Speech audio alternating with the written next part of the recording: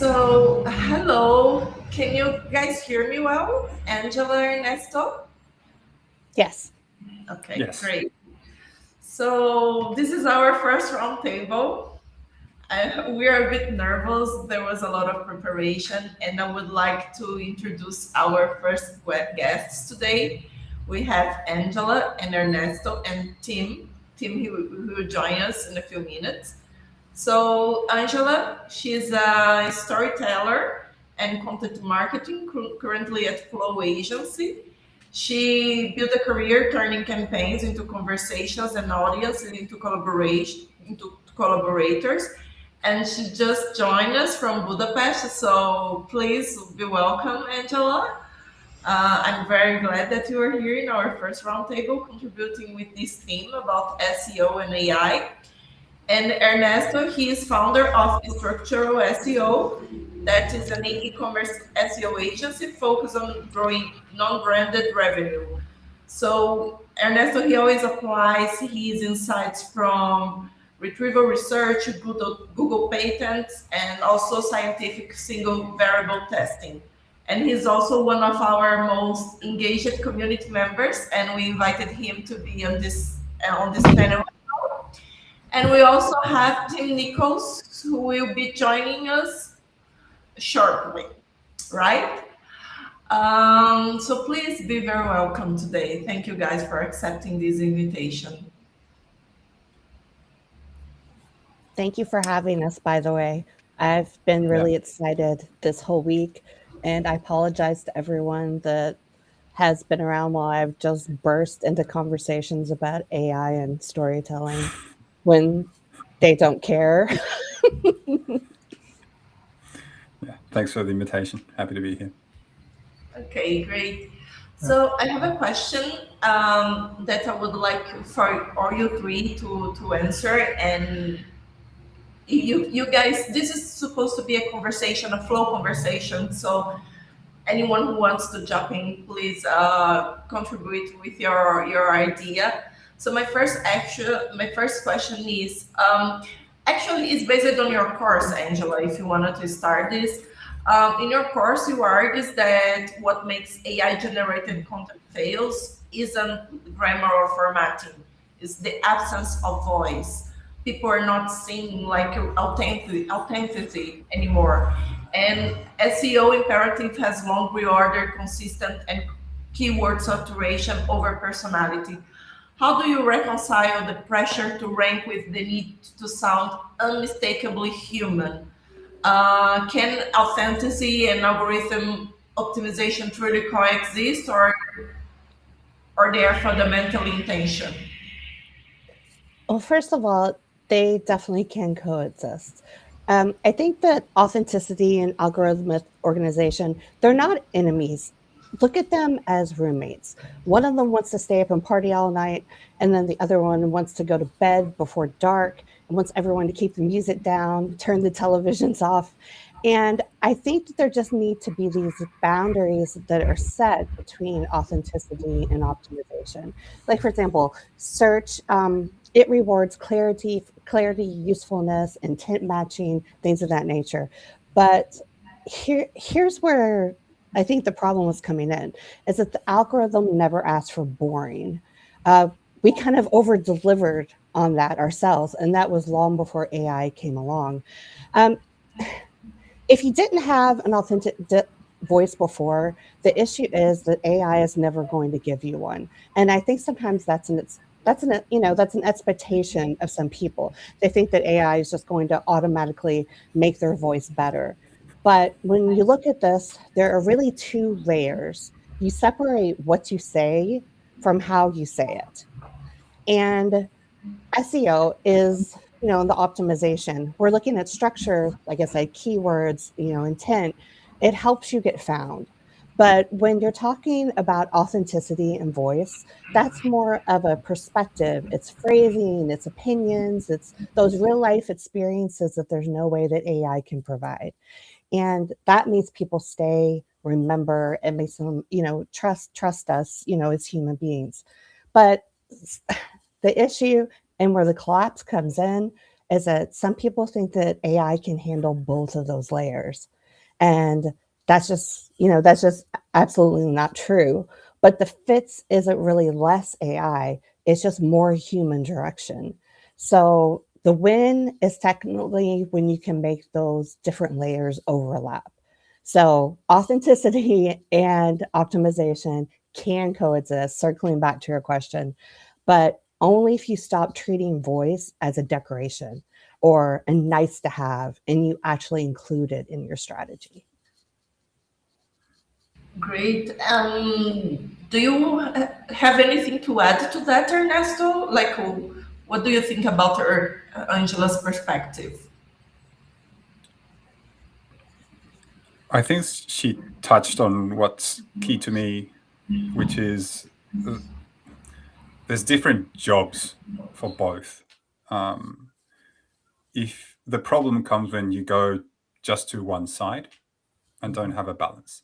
So let's say, and it's hard to me to work with these words like authenticity and voice, and what does that actually mean at the fundamental level on the page or in the content. Like it can be understood in so many different ways what that means. So sometimes it's important to define those things. So I'm going to respond as authenticity as the way that you express yourself, the choice of words and sentences that you add on top of the factual information, the hard facts of whatever you're writing about. So if you think of it from that point of view, that authenticity isn't going to help you to rank better by having it or not. It might even make it even harder to rank if you have it in different places. But that's only one part of the job content has to do. Like ranking is step number one. And if it doesn't rank, nobody sees it. It's important. But then if no one consumes it because it's terrible, and then if no one takes the action that you want the content to produce on someone, it doesn't matter if it ranked in the first place. It's pretty much irrelevant. It produced a nice chart, but then eventually it will sort of die off anyway. So that chart is going to be ugly afterwards. So we've got to find this balance. And I think it's just about really nailing that. So if authenticity is something that keeps you reading, if it's adding unique examples, if it's adding unique knowledge, if it's adding your point of view, if it's adding a personal experience that you had that helps clarify the topic or help someone understand something better, and it's something that someone can remember, then I'm all for it. You definitely need that in content, and that piece of content is going to perform way better than something that is just purely hard facts and just another copy of the 10 first results on page one. But it's really important that that balance and you try to figure it out. Like you do have to think in this. I think the best way to think of it is you've got retrieval. People need to find you. There's certain requirements for that. You need to be on topic. You need that. But then there's the consumption and then the differentiation. That's also super important. It's kind of something like how I want to be authentic if I have to think all the time about keywords and about link building and about all the technical insights that we need to deliver for our customers, for everyone. As you said, we want to be authentic, but we also want to be visible, right? So yeah, as long as you don't go off topic terribly, as long as it's short, as long as it's not vague storytelling, like just once upon a time, whatever, and it's like this massive thing, it's really helpful. great. Yeah, I think the most important thing that we do have to remember is that we are writing content for the reader. Even though we are trying to rank that piece of content, if it's kind of turning into a keyword stuffing situation. If you don't have the reader in mind when you're initially scoping out that piece of content, doing the research, being prepared for it, then, like Ernesto said, it is going to rank, but is it actually going to be consumed? Yeah. I would add, like, I think the job is twofold, right? And Ernesto, you very much, got at this, in that you have to rank, but you also have to convert. If you don't do both, then you've probably wasted most of you or your client's time, right? And ranking, okay, AI content may be able to rank you, and processes or algorithmic changes may be able to get you ranked, but the people, the things that, or the entities that will actually translate to dollars is conversion, and that happens because people want to be moved, right? And usually it's storytelling or some emotional hook that actually moves people for conversion. So you have to balance both. Yeah, I mean, there's definitely something to be said about that, because a lot of purchases are made on the emotional level. So if you're not reaching out and you're saying something that's relatable to your audience, if you're not saying something that perhaps strikes them, it provides an answer to a challenge that they have, or maybe it brings back a time where they had questions about something that now you're answering. Those are the type of things that are going to create conversions. And yes, of course, ranking so that people actually get to that page to be able to see that content and make that conversion is important. But once they're on that page, if you're not somehow triggering them in an emotional level or a relatable level, then I think they're just going to scan through the content and you may not see as many conversions as you could have. Great. Thank you very much. And shout out to Angela. Angela, you have some fans here, like Klimen Stamenkov, and also Elena from Team Flow. So congrats on your dream team bringing here to our roundtable. They always show up. Amazing. And we have one question from SEO Power, Terry Power. He asked, have any of you found any good reason to add llm.txt to your pages? I hear people talking about it, but my test shows no value to it.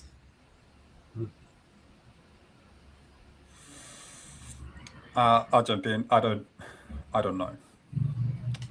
I can't tell. Like sometimes it crawls it, sometimes it doesn't. Is it helpful in any shape or form?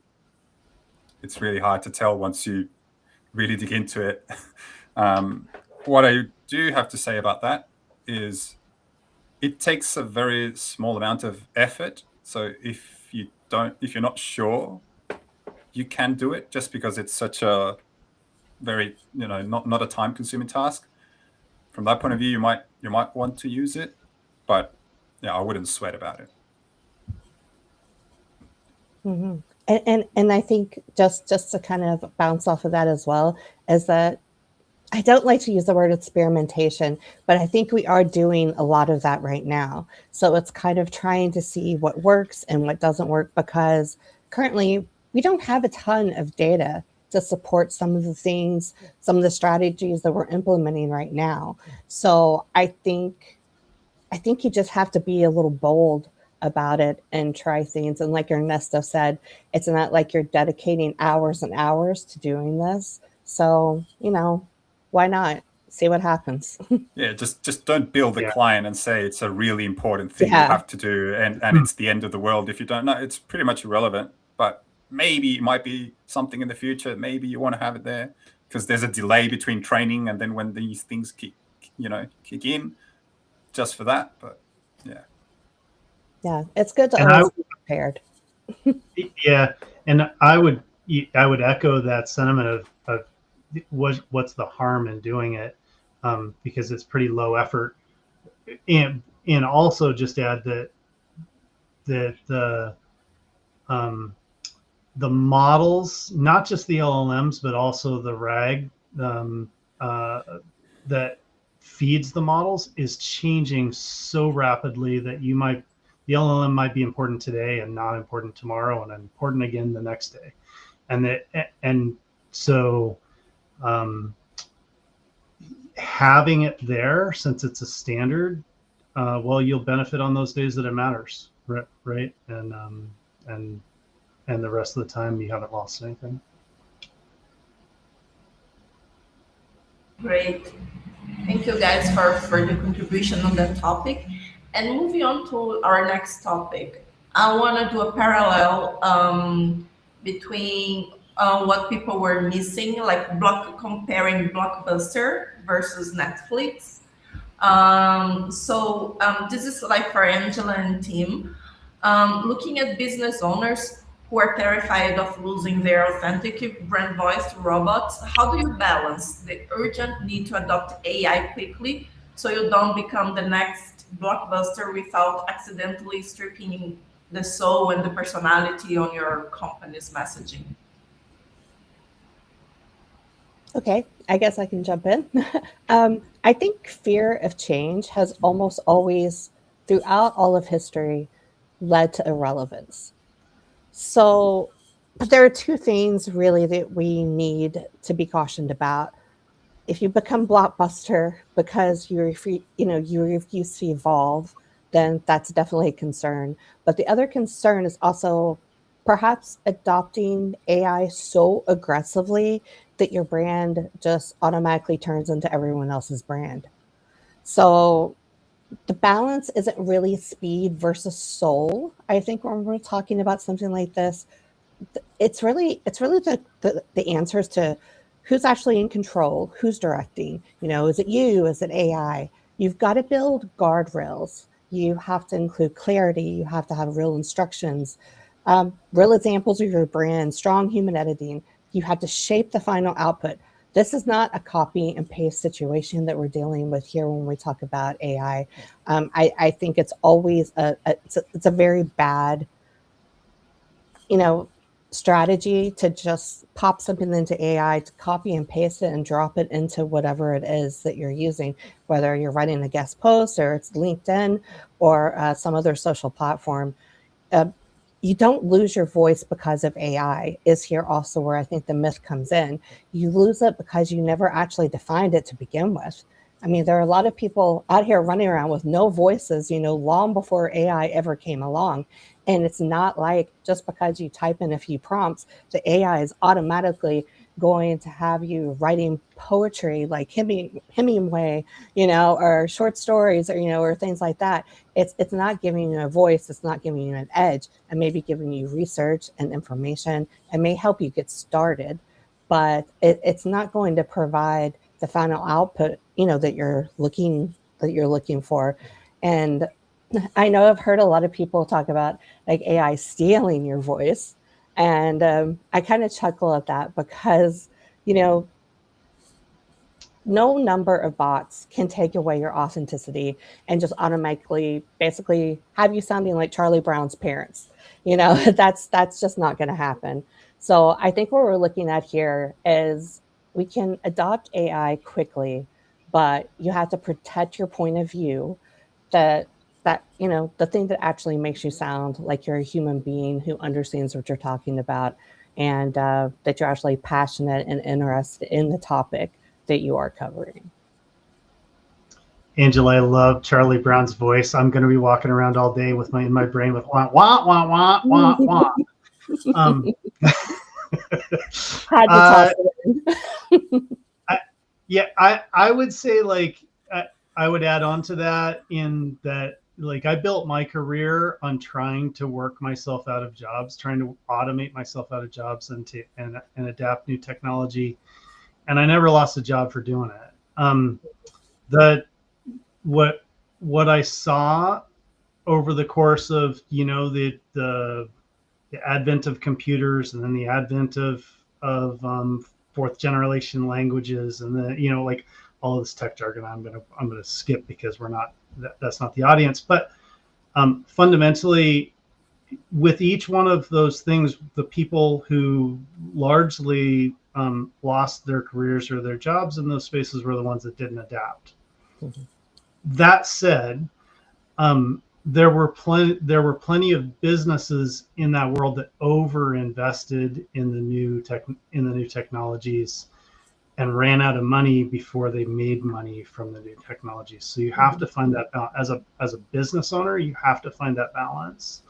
Um, and and usually it comes into making it practical. Where you're investing in the new technology, understand what value it's going to get for you or your clients before you throw crazy amounts of money at it. And this is one of the scary things I see in the industry right now is the Googles and the Anthropics and whoever and all the VCs that are backing them are throwing crazy amounts of money at them without clear understanding, crazy amounts of money at AI R&D without clearly understanding what the direct value is. What I would say is that those of us in the small and medium-sized business have an opportunity to surf that wake. The big companies are just throwing crazy amounts of money at it, and we're seeing layoffs in the industry because of it. However, the small businesses, they don't have to do all that R&D. You can be more practical about what AI actually means to you and your business and put only the time into that to where it makes a difference, and reap all the benefits of the new LLM model that comes out every month, or the new video model that comes out, or all that stuff. Because you don't have to be the one that spends all the money on the R&D. You just reap the rewards. And that I actually think this is a fabulous golden era for small business because of that, because we get to ride that wave. Mm-hmm. I just would like to add to all this AI versus authenticity. Authenticity. I don't know if you guys heard about, and I wanted to double check to don't say like bullshit during a live event. Klarna, the well-known Swedish company, they lay off many people, about 500 people, so they could rehire again because they saw a significant decline in customer service quality. So when everybody thinks about this AI versus layoff, authenticity, and everything about, we can see that as a business owners, they lay off, but then they step back and say, no, we need humans to be in front of our main support league. Well, I think like we've all been talking is that we are in a time of experimentation. And I think maybe some larger companies, like Tim said, who have a lot of money to throw at this and can go at it very aggressively, they do that initially. And then they see what the output is, and then they have to re-question, their initial decision making, because sure, they can lay off 30 writers and have maybe 2 or 3 people, going over what AI is putting out, but what is the output? I mean, if they're doing this for 3 months and all of a sudden they look at their conversions and they're just steadily going down on the graph, then obviously, that's when they have to step back in and make a change and, see what works for them, because every industry is going to be different in the way that they use AI. And I think every company is going to find the ways that it can be useful to them. And then companies are also going to find the way that AI is actually a detriment. Mm-hmm. I have a thought, but I'm going to give Ernesto a chance to answer if he has anything there. A lot of people haven't used AI enough to know what it can do and what it can't, because it seems like it can do a lot, but it definitely can't do certain things, even though it looks that way. If you push it a little bit, you realize pretty quickly it can't do that. And that's when people make those type of mistakes. So I guess everyone that doesn't have enough experience think it's going to do something that it's really not. And that's where those mistakes come from. You got to spend some time getting your hands dirty with the thing first before making those massive decisions. And my thought, this is specifically related to the customer service angle, Amanda. What I've seen many times with tech revolutions or changes in my career is businesses or leaders who think who fall into the trap of thinking they can use the technology to reduce their labor costs, that they're going to use cloud, or they're going to use automation or something to reduce their staff, and they make that bet, and then later they find out, well, now I'm paying for the technology and it doesn't do what I need it to do, and now I need to rehire all my people, and now my budget is broken, right?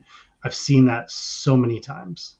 The the the the the effective leaders in this model instead hold on to their people and use the technology to accelerate their competition in the market. They go after growth using the technology instead of going after efficiency, because it's rarely an efficiency bet. The real challenge is that all your competitors are going after growth. And so if you go after efficiency, you're in a death spiral, fundamentally, right? Your competitors get faster, better, do more with the people they already had, the tech and the advancement of the technology, and now you're in a place where you don't have good technology because you didn't have good people to actually make it better.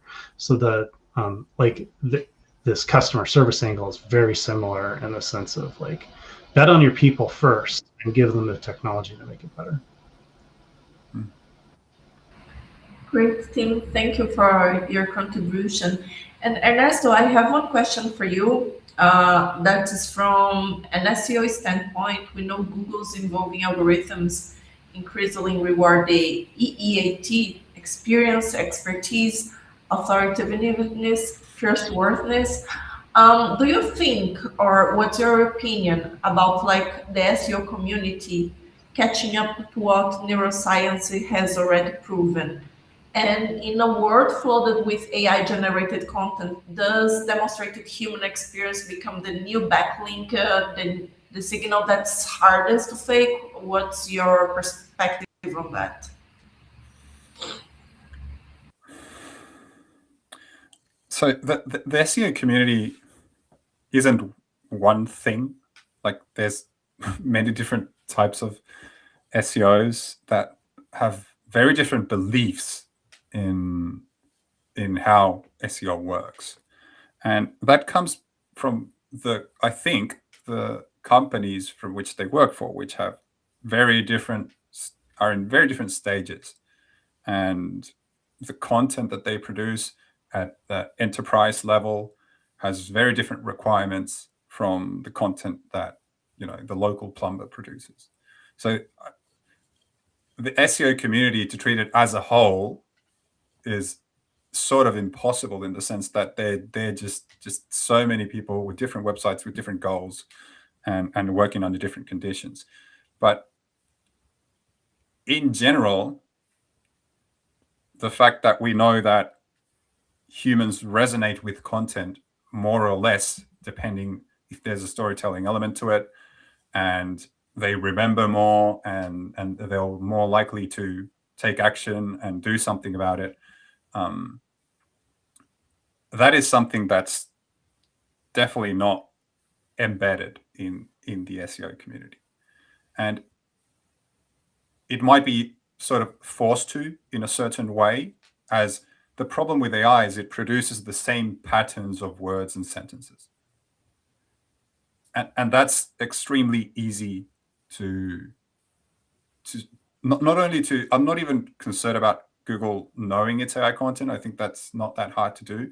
I think the problem is, even when I read stuff, for example, on LinkedIn, and it always has the same structure, every single post feels the same. I've read it 1,000 times, even though it's talking about something different and it's the same. The whole thing feels exactly the same.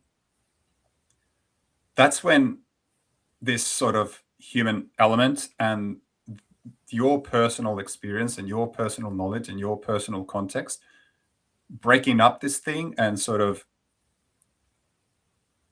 telling a story, not in the way of once upon a time this happened to me, but in the way of how you present the information, what information you present, how clear you are when you add an example, when you don't, when you add a personal reference, when you don't.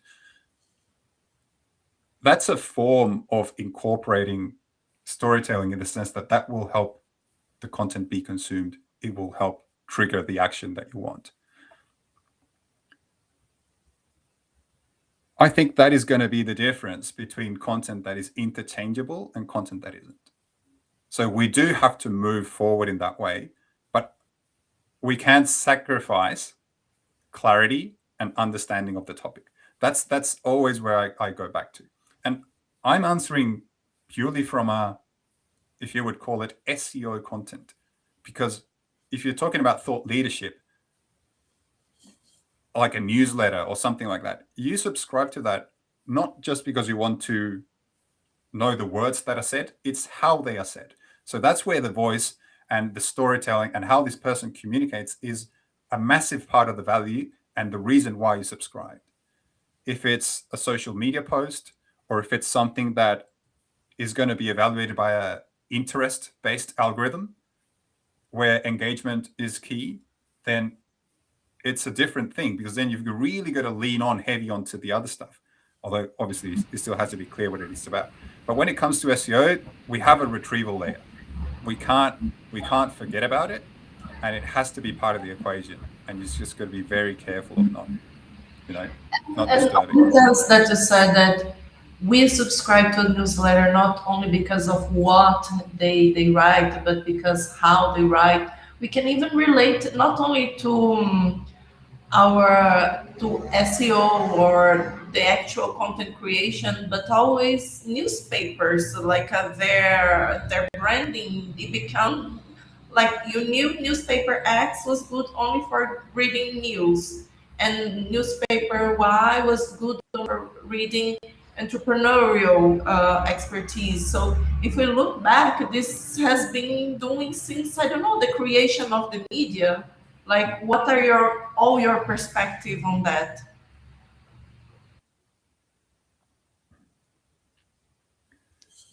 Yeah, I think we're also in a situation where I fear that we're always trying to reinvent the wheel.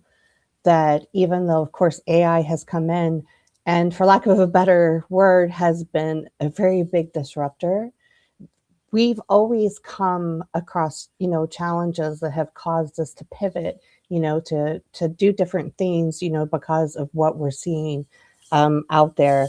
And like, I think what we really need to think of here is that we don't have to choose between readable over rakeable. I think that they can both coexist. We don't have to go with the creative or the technical. And I think there's room for both in whatever type of writing that you're doing. And the thing that we really have to remember, and this is where I think AI does honestly help out a little bit with this. I think if you ask AI, to give you 3 sentences on this, you can always go back and say, this doesn't sound anything like me. What is this? What are you talking about? And you can keep training the AI. I did bring this up in the course because it just completely blew my mind when Boy George all of a sudden was just like, hey, yep, I use AI. So what? I'm not writing song lyrics with it, but it's helping me, it's guiding me. And then I take what it gives me, I throw it back in, and I say, this is absolute rubbish. I would never use this. This isn't the way that I would talk or speak. And I think that's something that could kind of bridge, this gap too that we're talking about. Because, when we are dealing with media, and especially like with digital PR and things like that for brands, that is something that we have to keep in mind, is that we do have to be recognizable. The brands that we're working for, or even our own brands, it has to be recognizable. You have to like set a pattern. What you write in the guest post has to also kind of match with something that you put on LinkedIn or another social platform. You can't just, completely keep changing your voice, which is something that I think AI sometimes does, and unless you kind of have to put it in its place, put it in the corner for a little bit, and say you can come back when you've done this better, because now I have to go in, I have to add all of the authenticity. Maybe one day you'll get better at it, but you're just not there yet. I'm going to say something maybe that's maybe a little bit controversial, but I'm actually surprised by how human AI is, like how human-like it is, because um, almost all of the things that I have to do to make AI content good are the same things I have to do for people that I lead to make their output good, right? Like I, I first have to really clearly articulate what it is that I want.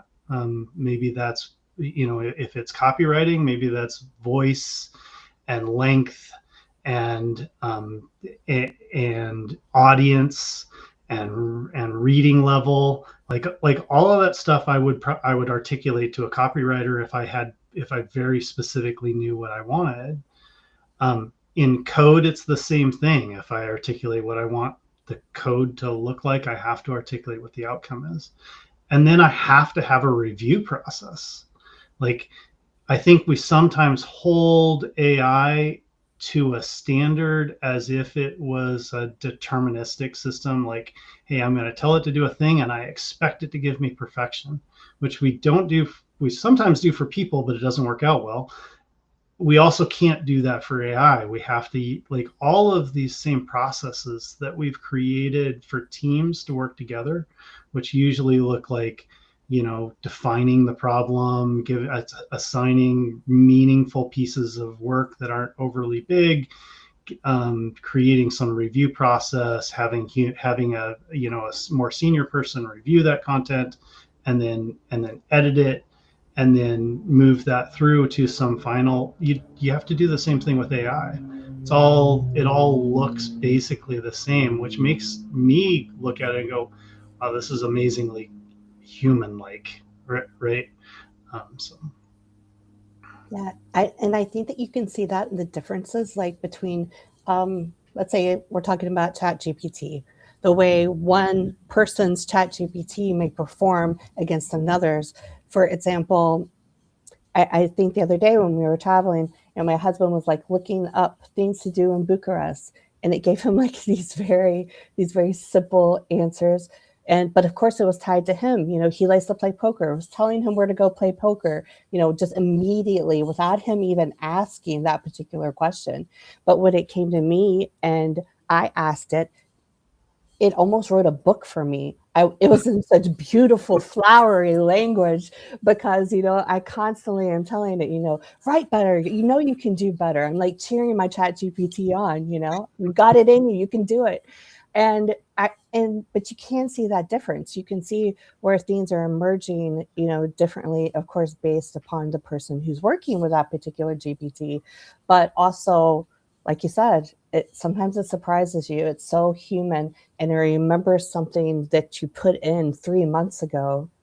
And sometimes I don't even do that with people. Sometimes I don't remember something someone said 3 months ago. right, So, right.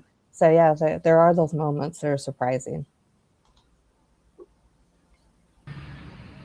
Ernesto, do you have any thoughts on that? No, I don't have anything to add. I think they covered it well. Okay. I had another question, but actually I think I prefer to change for something that's more interesting on every point of view. So SEO has been changing with AI. So for us to keep the SEO in the long term, working and with all the changes of AI, and not only the short term, oh, my results, they will appear only for the short period, but no, I want to continuously working for the long term to everything will be improved. What do you think, like the changes need to be made, and what you can keep as for now for the SEO still keep growing?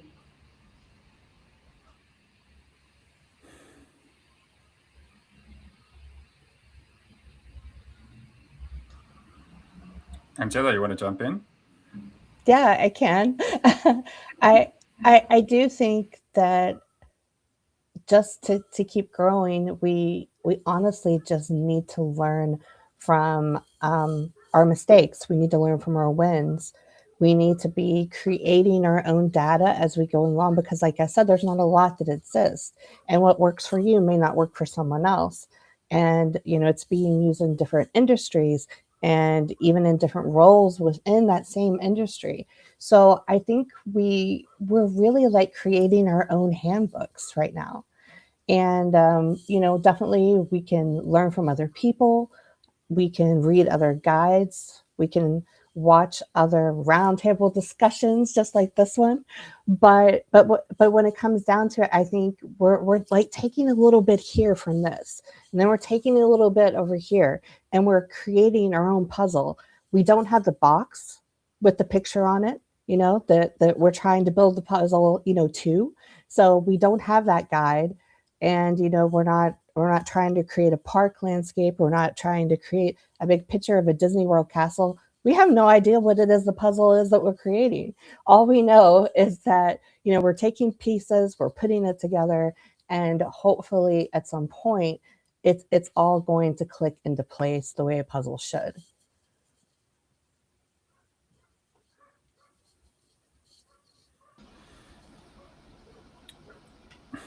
Ernesto, anything you want to throw out there?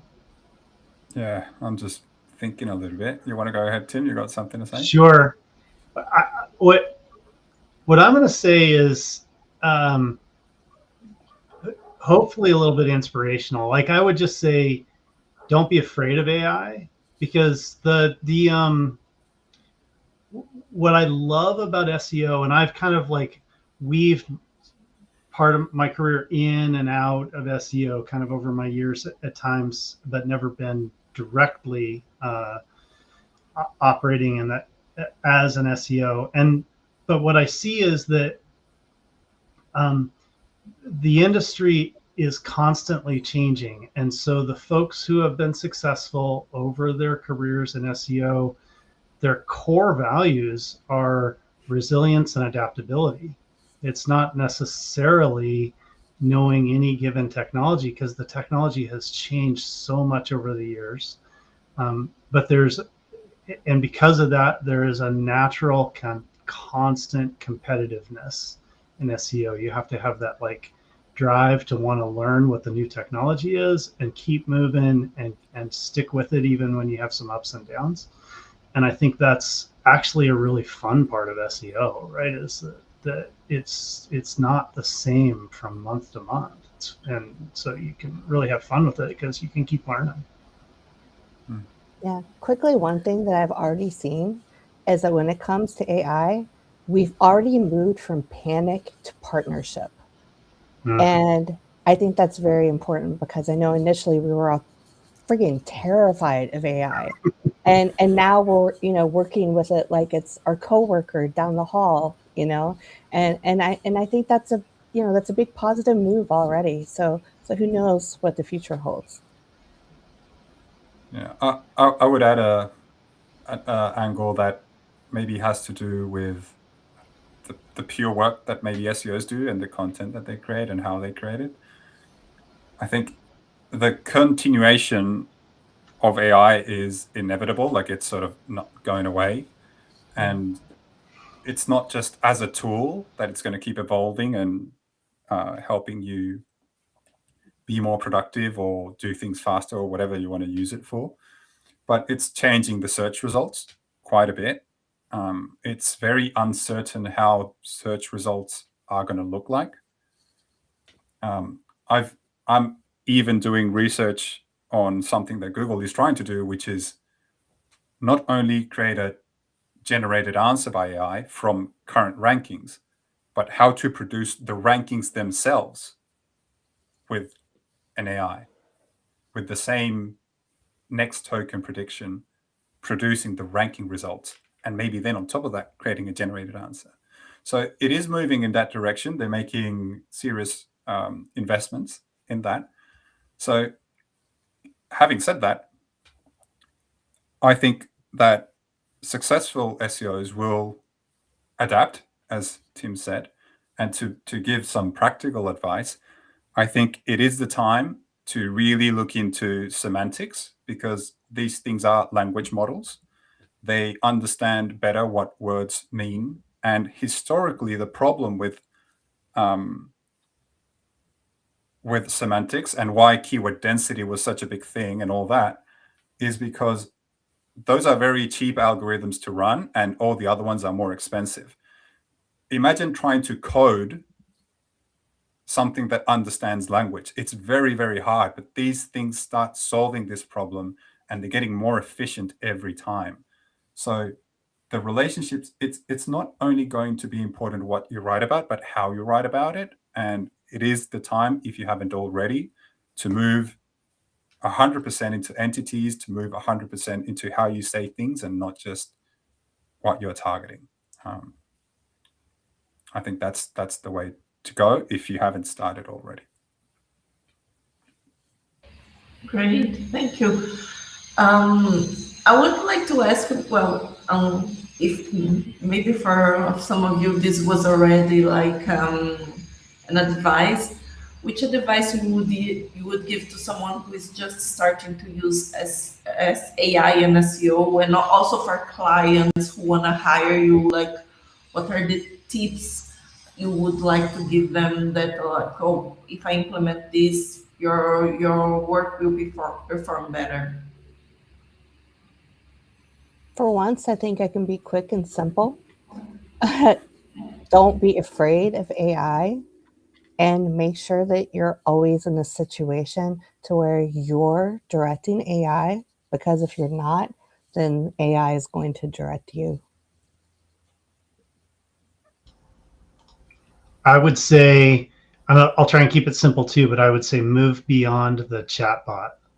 If you're still just using chat with these agents, go research how to install skills. Go look into how to use the agentic workflows. Maybe learn a little bit about how to write some code that we can wrap around it and use APIs. Because it's actually pretty good at helping you get there now when you might not have been able to do it before. The real power in these things is when you start applying it to your workflows and beyond just conversational. I would say you got to focus on learning what to do. You can't trust the strategy it provides. You can't trust what it says you has to do. You have to know what to do. You have to know what's best for that given business in this given context, with your given budget, with those given competitors. And once you know what you have to do, which is hard work because you have to test yourself and work a lot, then you can use AI to help you do part of that process faster, better than you could, however you want to do that. But don't rely on it. Don't think you're an expert because it's telling you what to do. Someone else is going to beat you very quickly. Thank you, Ernesto. That's great. So, guys, we are already coming to our end. We extended 3 minutes. I hope everyone understands because the talking was very exciting. I want to thank you very much, Ernesto, Angela, and Tim, for coming up. Thank you very much for attending this roundtable. And answering one questions from our community members. Yes, this will be recorded and it's gonna be on YouTube. We will send you the links later. And inviting you for our next initiatives. We have a testing hackathon planned for June. We will release the details soon. And another roundtable in the end of May. And everything you will find about us is on our page IMG. So thank you very much, guys, for today. And we hope to catch up soon. Thanks. Yep, thank you so much. Thank you. And thank you guys for participating. Thank you, guys. So I will end here and see you. Bye. Okay, bye. Bye-bye.